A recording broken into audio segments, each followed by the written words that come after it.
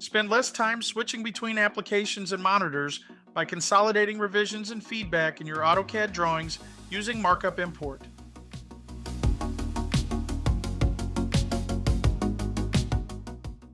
When you plot a PDF file from AutoCAD 2025 to a location in your project stored in Autodesk Docs, you can then take advantage of using the robust markup tools inside Autodesk Docs, then synchronize the markups for all project collaborators.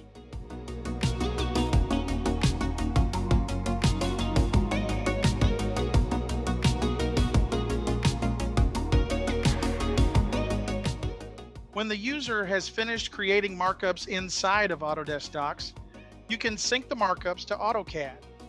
This will connect and sync the markups collaborators have created, incorporating them in the AutoCAD Trace workspace. You can also use the Markup Import tool in AutoCAD to connect and sync these markups as well. Once synced, markups made in Autodesk Docs will continue to update in a trace layer in AutoCAD.